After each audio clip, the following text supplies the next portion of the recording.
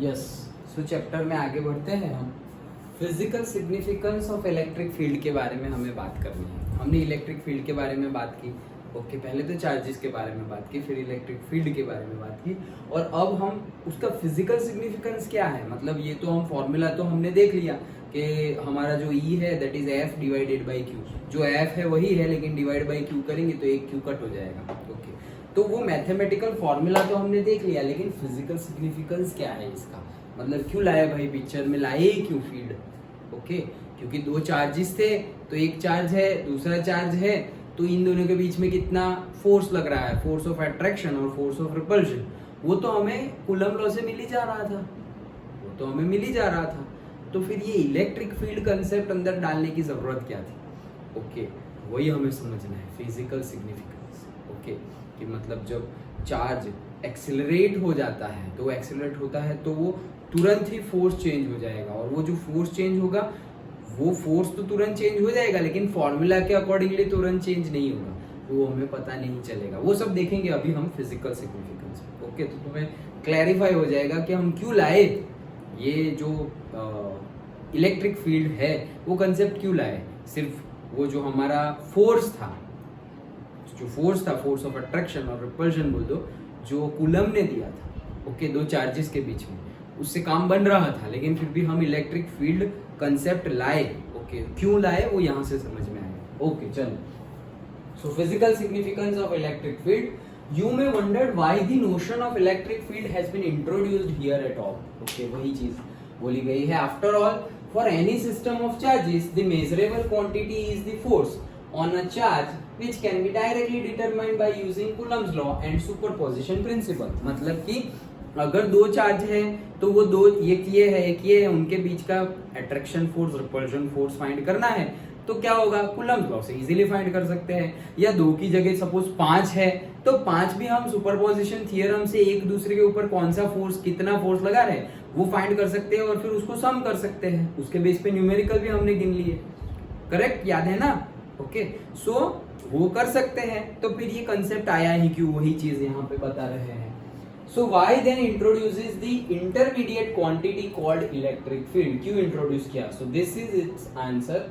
For electrostatics the concept of electric field is convenient but not really necessary. Electrostatics जो है, okay उसमें electric field का concept convenient तो है, समझ में आ जाए ऐसा भी है, बट नेसेसरी नहीं है। Okay, electric field is an elegant way of characterizing the electrical environment of a system of charges। मतलब कि अगर सिस्टम ऑफ चार्जेस है, मैं यहाँ पर हूँ, ओके यहाँ एक चार्ज है, यहाँ दूसरा है, यहाँ तीसरा है, ये तीनों के तीनों, अगर मैं एक हूँ तो ये तीनों के तीनों मुझ पर कितना इलेक्ट्रिक फोर्स लगा रहे हैं। वो कूलम्स लॉ से हम गिनते थे कि भाई सपोज सर, चिराग सर के ऊपर चार्ज, तो सर के ऊपर चार्ज मतलब से F सर के ऊपर charge due to 1, so Fs1 Fs2 Fs3, और फिर टोटल कर देते थे। ओके, हम सुपरपोजिशन में यही करते थे, कूलम्स लॉ का यूज करके। लेकिन अगर एक साथ गिवन हो, अभी मैं यहाँ पर हूँ, तीनों अभी कैसा मेरे पर फोर्स लगा रहे हैं, अभी तीनों के तीनों, हमको तो नेट मिल रहा है कि ये इतना कर रहा है। अगर अकेला वो होता तो, फिर अकेला ये दूसरा होता तो वो इतना करेगा, और अकेला वो तीसरा होता तो इतना फोर्स लगेगा। लेकिन तीनों एक साथ में है तो नेट फोर्स सपोज 0 भी लग रहा है, तो क्या मैं अभी यहाँ पर हूं तो मेरे पास कोई भी टाइप का इलेक्ट्रिक फील्ड नहीं लग रहा है। वैसा है क्योंकि नेट फोर्स वहां पे, नेट अगर 0 हो जा रहा है तो यहाँ पे इलेक्ट्रिक फील्ड 0 है, वैसा नहीं है। ओके, तो वही कंसेप्ट हमें समझना है। Electric field at a point in the space around a system of charges tells you the force a unit positive test charge would experience if placed at that point, okay, without disturbing the system। बताता हूँ ये क्या बोल रहे हैं। Electric field is characteristics of the system of charges and is independent of the test charge that you place at a point to determine the field। The term field in the physics generally refers to a quantity that is defined at every point in a space and may vary from point to point। Electric field is a vector field and since force is a vector quantity। तो देखो ये जो भी बोल रहे हैं समझते हैं।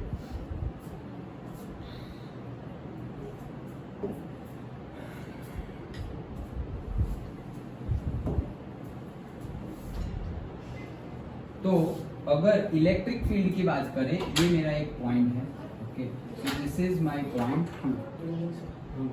क्या हुआ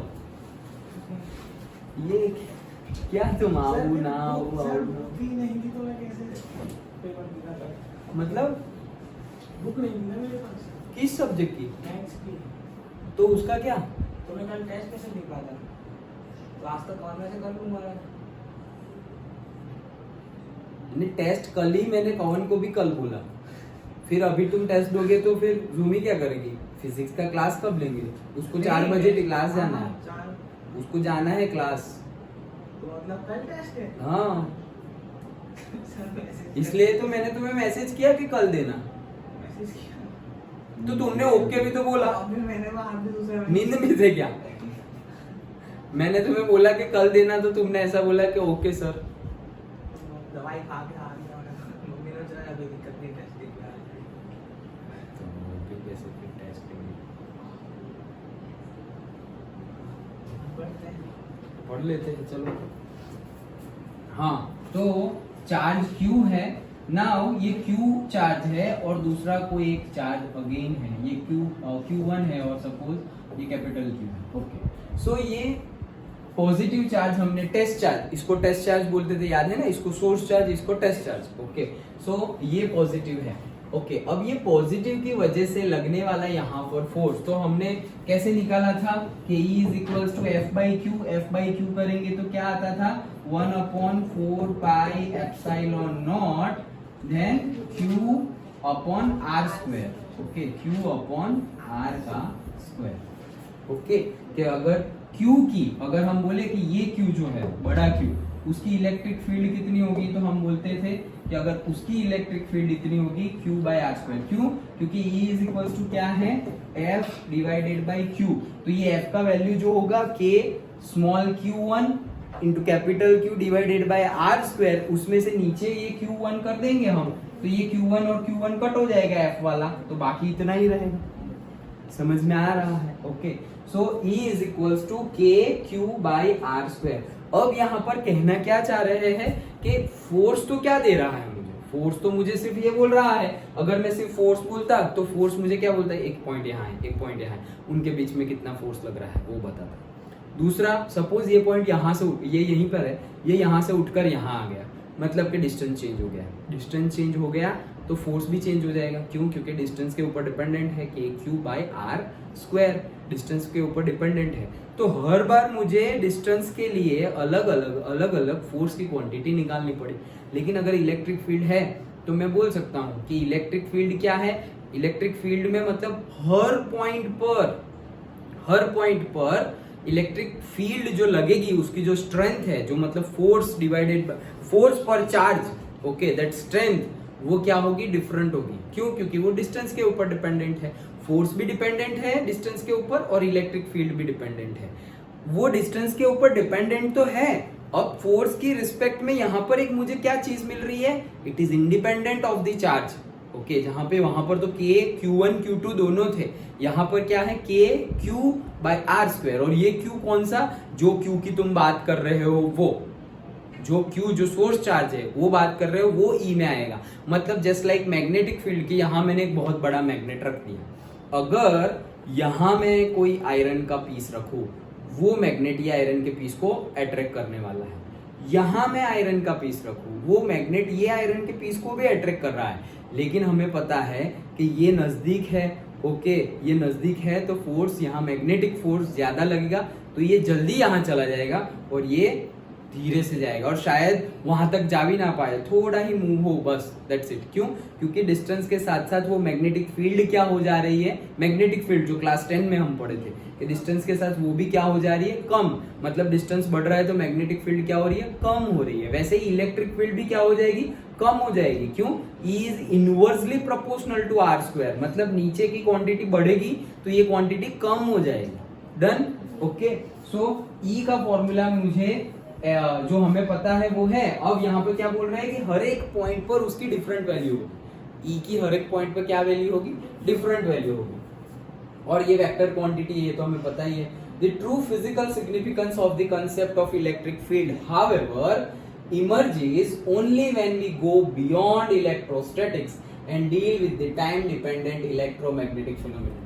मतलब जो फिजिकल सिग्निफिकेंस जो हमारे थियरी का नाम है वो इंपॉर्टेंस इसका कब है, अगर स्टैटिक्स है मतलब क्या, जैसे मैंने बोला दो चार्ज है उसके बीच में एफ लग रहा है, एफ लगे या फिर एक सोर्स चार्ज है और एक टेस्ट चार्ज है और फिर इलेक्ट्रिक फील्ड की बात करें उसमें तो कोई ज्यादा फर्क नहीं आ रहा है, ये एफ था KQ1 Q2 upon are square और ये KQ बाय आर स्क्वायर, उसमें तो ज्यादा कुछ फिजिकल सिग्निफिकेंस नहीं लगेगा। कब नहीं लगेगा, जब हम इलेक्ट्रोस्टैटिक्स की बात करते हैं, मतलब चार्जेस वहीं के वहीं है, मूव कर रहे नहीं है, समझ में है, मूव कर रहे या नहीं है तो फिर ज्यादा कुछ इंपॉर्टेंस नहीं है इलेक्ट्रिक फील्ड का। लेकिन जब मूव करे, चार्जेस मूव भी कर रहे हो, यहाँ पर स्टैटिक में है, स्टेशनरी है, लेकिन चार्ज जब मूव भी कर रहे हो, कोई भी रिस्पेक्ट में, नजदीक आ रहे हैं, दूर जा रहे हैं, कुछ भी रिस्पेक्ट में गोल गोल घूम रहे हैं, मूवमेंट हो, तो वो मूवमेंट में फिर क्या है, वो मूवमेंट में अभी हमें समझ में आएगा कि इलेक्ट्रिक फील्ड जो है उसका फिजिकल सिग्निफिकेंस। ओके, इलेक्ट्रोस्टैटिक्स में तो हमने देखा कि सेम जैसा ही है भाई, वो KQ1 Q2 bye are square और ये KQ बाय आर स्क्वायर, तो स्टैटिक्स में तो इतना कुछ ज्यादा डिफरेंस नहीं है। ओके, फॉर्मूला से भी जो वैल्यू आएगी that is differ according to the distance जो चेंज हुआ वो, बट चेंज कब दिखेगा, जब हम स्टैटिक्स की बात नहीं करेंगे, मतलब कि जब चार्जेस मूव करेंगे तब हमें ये फिजिकल सिग्निफिकेंस इलेक्ट्रिक फील्ड का पता चलेगा, जब चार्जेस मूव करेंगे तब। ओके, सो कैसे पता चलेगा, देखो यहां देखते हैं। Suppose we consider the force between the two distance charge Q1 and Q2 in accelerated motion, मतलब कि तुम F डिफाइन कर रहे हो कि Q1 Q2 अपॉन R का स्क्वायर। ओके, दो चार्जेस हैं और उनके बीच में तुमने F निकाला, उनके बीच में ये तुमने F निकाला, F is also equals to ma gravitational force. Okay, तो यहां पर अगर मैं ma बोल दूं is equals to K Q1 Q2 upon R square, तो अगर ये A की बात करूं, मैं M को भी वहां भेज दूं। ओके, सो अगर मैं सिर्फ ये A की बात करूं, एक्सेलरेशन की बात करूं, मतलब किसका एक्सेलरेशन, मतलब किसका, वो दो चार्जेस का। ओके, तो मतलब अब स्टैटिक्स की बात नहीं चल रही है, क्योंकि पहले तो दोनों चार्जेस क्या थे, फिक्स्ड थे, स्टेशनरी थे, लेकिन अब हम एक्सेलरेटेड मतलब मोशन की बात कर रहे हैं, काइनेमेटिक्स की बात कर रहे हैं, डायनेमिक्स की बात कर रहे हैं, तब इलेक्ट्रोस्टैटिक का फंडा समझ, फिजिकल सिग्निफिकेंस तब ज्यादा होता है। तो वही चीज बोल रहे हैं कि अब अगर एक्सेलरेशन मोशन में है, now the greatest speed with which a single और सिग्नल और information can go from one point two another is see the speed of light. मतलब यहाँ क्या कहना चाह रहे हैं वो मैं समझा रहा हूँ, जैसे कि ये एक पॉइंट है, नया ही पेज ले लो, ये एक मेरा पॉइंट है Q1 और ये एक मेरा पॉइंट है Q2, इनके बीच में जो F लगेगा वो क्या लगेगा, K Q1 Q2 by R का स्क्वायर। डन। ओके, अब मैं क्या कर रहा हूं कि ये Q1 की डेजिग्नेशन यहां से हटाकर, ये यहां से हटकर यहां आ गया। ओके, अब ये यहां से हटकर यहां आ गया, ऑब्वियसली F चेंज हो जाएगा, करेक्ट, F चेंज हो जाएगा, क्यों, क्योंकि डिस्टेंस चेंज हो गया ना, पहले ये डिस्टेंस था अब ये डिस्टेंस हो गया, समझ में आया। सो F विल चेंज, F क्या हो जाएगा, चेंज हो जाएगा। अब हम चेंज की बात कर रहे हैं कि ये जो F है वो जैसे ही ये यहां से यहां आया तुरंत चेंज हो जाएगा क्या, तो एग्जैक्ट मतलब एट दैट इंस्टेंट मतलब क्या, कि अगर मैं अभी बात करूं कि मेरे और कवन के बीच में क्या फोर्स लग रहा है, ओके, और फिर मेरे और जूमी के बीच में क्या फोर्स लग रहा है, लेकिन वो अभी दोनों की वैल्यू मुझे मिल गई है, ये वैल्यू मिल गई है, ये वैल्यू भी मिल गई है, और फिर मैं बोलूं कि कवन ही जूमी की जगह पे आ जा रहा है, कवन ही जूमी की जगह पे आ जा रहा है, मतलब अगर थोड़े टाइम के बाद में देखूंगा तो कवन जूमी की जगह पर जब आ जाएगा तब हम दोनों के बीच का ये जो फोर्स होगा वो तो सेम जैसा ही होगा जो अभी मेरे और जूमी के बीच का फोर्स है। क्यों, क्योंकि डिस्टेंस तो फिर सेम ही हो गया ना, तुम ये जगह पे आ गए तो, समझ में आया। लेकिन एट दैट पर्टिकुलर इंस्टेंट की बात चल रही है, एट दैट पर्टिकुलर इंस्टेंट के अभी जो है, अभी जो ये फोर्स है और अभी जो ये फोर्स है, और विद इन अ सेकेंड तुम यहां से यहां आ रहे हो, ऐसा समझो कि तुम यहां से जूमी की जगह पर आने जा रहे हो और तुम अभी बीच में हो, पहुंचे नहीं हो, अभी तुम बीच में हो, जूमी की जगह पर पहुंचे नहीं हो, और तब मैंने अगर फोर्स फाइंड किया तो वो तो एग्जैक्ट वैल्यू नहीं देगा।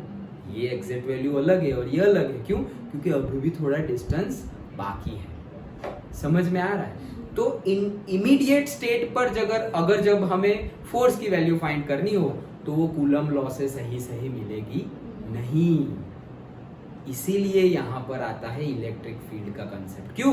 क्योंकि फास्ट में फास्ट तुम कितना जा सकते हो? ये ब्रह्मांड में सबसे ज्यादा स्पीड किसकी है? लाइट की। ओके, यूनिवर्स में 3 × 10⁸ मीटर पर सेकेंड। तो तुम उससे फास्ट तो जा नहीं सकते ऑब्वियसली। मतलब कि भले ही थोड़ा बहुत डिफरेंस हो, अगर निग्लेक्ट करना हो तो वो डिस्टेंस, वो जो डिफरेंस है वो निग्लेक्ट भी कर दे, लेकिन हमें पता है कि अगर बहुत डिटेल्ड में देखा जाए, ये तो तुम दोनों के बीच का डिस्टेंस इतना था, इसलिए मैं बोलूं कि भाई मैं झाड़ेश्वर क्रॉस पे खड़ा हूं और सपोज जूमी कबीरवड है और तुम दहेज हो। ओके, अब ये जो दो कूलम फोर्स लग रहे हैं, तो मैं बोल रहा हूं कि अब जूमी दहेज पहुंच जाएगी, तब भी मेरा और जूमी का फोर्स सेम जैसा होगा, कितना? जितना मेरा और कवन का है। तो भाई जब पहुंचेगी उसके 1 घंटे बाद में चेक करूंगा तब तो सेम आएगा, लेकिन यहां से वहां जाने में टाइम तो लगेगा ना। वो टाइम के बीच में मैं फोर्स चेक कर रहा हूं, वो तो रॉन्ग वैल्यू आ रही है।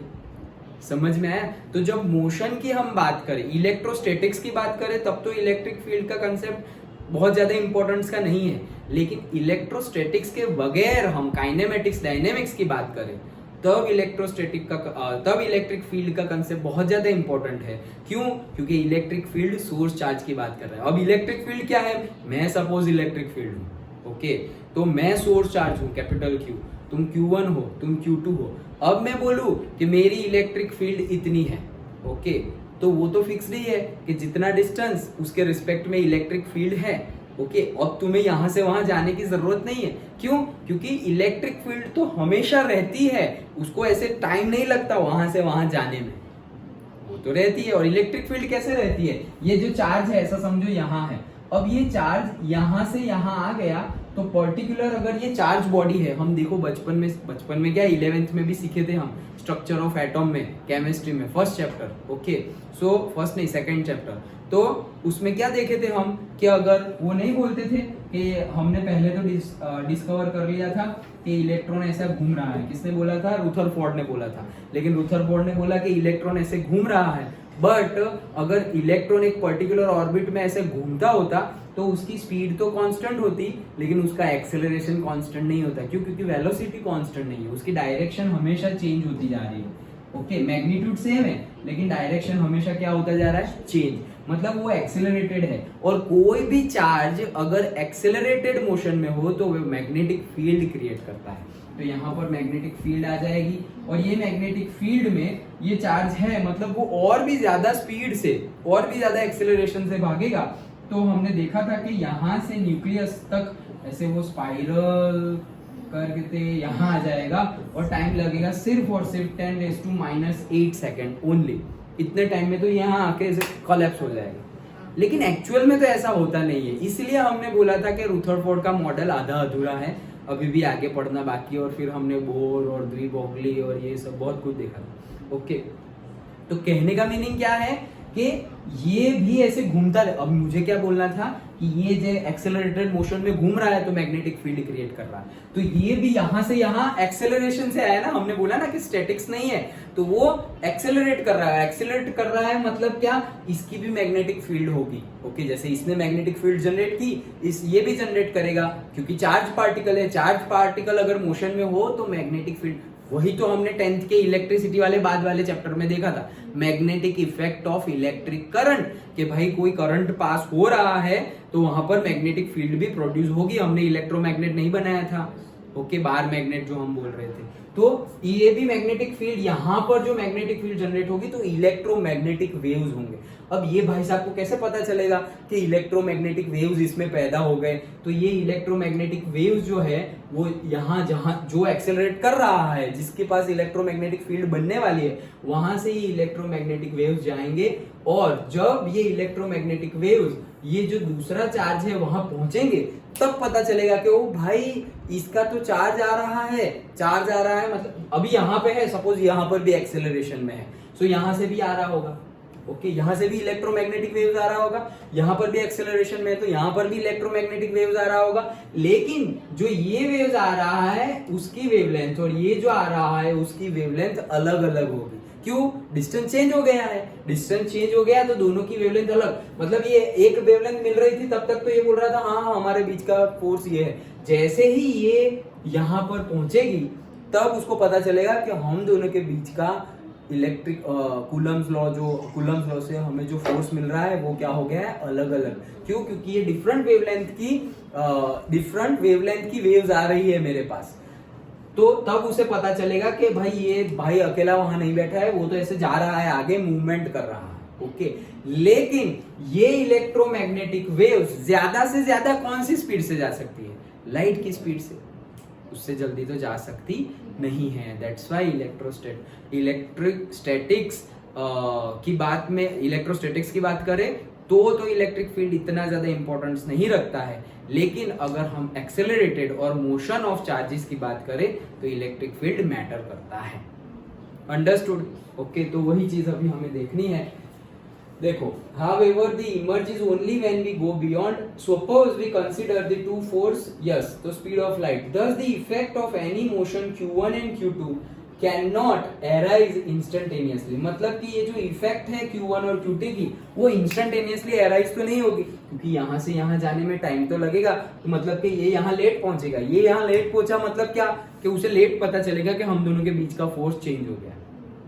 तो सिर्फ कूलम्स लॉ पे अगर हम डिपेंडेंट रहेंगे तो हमें रॉन्ग इंफॉर्मेशन मिलेगी। समझ में आ रहा है पक्का? Okay, so there will be some time delay between the effect and the cause, मतलब ये यहां से यहां आया वो क्या है? इफेक्ट, और ये इलेक्ट्रोमैग्नेटिक वेव्स यहां वापस पहुंच रही है कि वो भाई हमने जगह बदल दी, वो क्या है? उसकी effect. Okay, show cause and effect, cause and this is effect. It is precisely here that the notion of electric field is natural and very useful. तो यहाँ से हमें पता चल जाता है कि इलेक्ट्रिक फील्ड का जो कंसेप्ट है वो क्या है? नेचुरल है, और हमें अंडरस्टैंडेबल है कब? जब चार्जेस मोशन कर रहे हो तब। Okay, so the field picture is this, the accelerated motion of charge q1 produces electromagnetic waves which then propagate with the speed c, मतलब speed c, light speed of the light के साथ वो propagate करेंगे, reach Q2 and cause a force on Q2, मतलब ये जब यहां पहुंचेंगे तब Q2 पर फोर्स लगेगा पर्टिकुलर। ओके, अब ये यहां से जा रहा है तो ये फोर्स लगने में भी तो टाइम लगेगा। ओके, तो वही चीज बोल रहे हैं, the notion of the field elegantly accounts for the time delay, मतलब ये टाइम डिले जो है वो हमें अकाउंट करना पड़ेगा, मतलब उसे गिनना पड़ेगा। Thus, even though the electric and magnetic fields can be detected only by their effects on charges, मतलब इलेक्ट्रिक फील्ड भी और मैग्नेटिक फील्ड भी जब चार्जेस होंगे तभी आने वाली है, विदाउट चार्जेस तो इलेक्ट्रिक फील्ड मैग्नेटिक फील्ड आने ही वाली है। फिर भी इलेक्ट्रिक फील्ड और मैग्नेटिक फील्ड इंपॉर्टेंट है, सिर्फ एफ फाइंड करने से पूरा पिक्चर क्लियर नहीं होगा। Okay, so they are regarded as physical entities, not merely mathematical construct. So इसीलिए इनको क्या माना गया है? Physical quantity, just not just like कि भाई E is equals to F by Q, mathematical construction नहीं है सिर्फ। ओके, फिजिकल सिग्निफिकेंस है उसका। समझ में आया? Okay, so they evolve according to the laws of their own. They can also transport the energy. Thus, a source of time-dependent electromagnetic fields turned on for a short interval of time and then switched off leaves behind the propagating electromagnetic fields transmitting energy. मतलब क्या बोल रहे हैं कि यहाँ पर था वो, ओके, तो सपोज वहां पर है Q1 ऊपर है, अब ये यहाँ से इलेक्ट्रोमैग्नेटिक वेव्स भेज रहा है, ये जब ये ऑन कर दिया मैंने, फील्ड ऑन कर दिया, तो इलेक्ट्रोमैग्नेटिक वेव्स जा रहे हैं, यहाँ पे पता चलेगा कि भाई इतना चार्ज है, लेकिन ऐसे समझो मैंने फील्ड ऑफ कर दिया, स्विच ऑफ। ओके, तो वहां पे मैग्नेटिक फील्ड जाएगी नहीं। ओके, तो मैग्नेटिक फील्ड मतलब इलेक्ट्रोमैग्नेटिक वेव्स जाएंगे नहीं, जब वापस ऑन करूंगा तब जाएंगे। मतलब ये ऑन ऑफ से क्या बता रहे हैं कि सिर्फ अगर हम F की बात करें, जैसे कि F की अगर बात करें, फोर्स की बात करें, वहां तो क्या है? वहां तो मतलब ये इलेक्ट्रोमैग्नेटिक वेव्स और ये टाइम डिले वो सब कुछ आ ही नहीं रहा है। पहले यहाँ था K-Q1 Q2 upon R square, फिर यहाँ पहुंचा K-Q1 Q2 upon R square, पता ही नहीं चल रहा है कि यहाँ और यहाँ जो अलग हुआ वो कब अलग हुआ।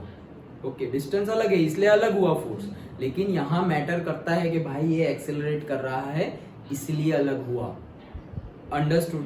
ओके, तो जैसे मैग्नेटिक फील्ड है तो मैग्नेटिक फील्ड यहाँ है तो हर जगह अलग अलग लगेगी, मतलब हर जगह वेरी करेगी। यहाँ पर अलग मैग्नेटिक फील्ड है और यहाँ पर अलग मैग्नेटिक फील्ड है, यहाँ पर अलग मैग्नेटिक फील्ड है, वैसे इलेक्ट्रिक फील्ड भी अलग अलग तरीके से काम करेगी। Okay, point two point very करेगी, काम करेगी का मीनिंग है। The concept of field was first introduced by Faraday and is now among the central concept in physics। तो ये concept सबसे पहले किसने इंट्रोड्यूस किया था? फेराडे ने। एक मार्क में शायद पूछ सकते हैं, ये पूरा का पूरा जो भी चलता आ रहा है फील्ड का वो सब एक्सपेरिमेंट एंड ऑल किसने किए थे? फेराडे ने। कौन Faraday? Michael Faraday. Okay done. तो पूरा फिजिकल सिग्निफिकेंस समझ में आया। यहाँ पे मेनली समझना क्या है हमें, एक चार्ज है दूसरा चार्ज है, इनके बीच में कूलम फोर्स लग रहा है। अच्छा, ये चार्ज यहाँ से यहाँ चला गया, अगेन कूलम फोर्स चेंज हो गया क्योंकि डिस्टेंस चेंज हो गया, तो वो तो इलेक्ट्रिक फील्ड भी चेंज हो गई। हमें पता ही इलेक्ट्रिक फील्ड भी यहाँ जो होगी बाई आर स्क्वायर है, तो यहाँ जो होगी और यहाँ जो होगी डिफरेंट होगी। मैथमेटिकल फॉर्मूला से तो कुछ ज्यादा कुछ डिफरेंस लग नहीं रहा है, यहाँ पे एफ चेंज हो गया, यहाँ पे ई चेंज हो गया। बट जो कंसेप्ट है फिजिकल सिग्निफिकेंस है वो कब मैटर करता है और कब मैटर नहीं करता। जब इलेक्ट्रोस्टैटिक्स की बात करें, मतलब चार्ज जब मूव नहीं कर रहे हैं उसकी बात कर रहे हैं, तब तो कुछ ज्यादा मैटर नहीं करता। लेकिन जब चार्ज मूव कर रहे हैं मतलब क्या? चार्ज, और वो भी एक्सेलरेट करे, मतलब वो मैग्नेटिक फील्ड जनरेट करेंगे। मैग्नेटिक फील्ड जनरेट करेंगे मतलब इलेक्ट्रोमैग्नेटिक वेव्स निकलेंगे उसमें से। ये जो वेव्स हैं वो दूसरे चार्ज के पास पहुंचेंगे, फिर अगेन एक जगह से निकले, अब यहाँ दूसरी जगह पर है तो वो दूसरी जगह से भी वो पहले वाले चार्ज के पास पहुंचेंगे।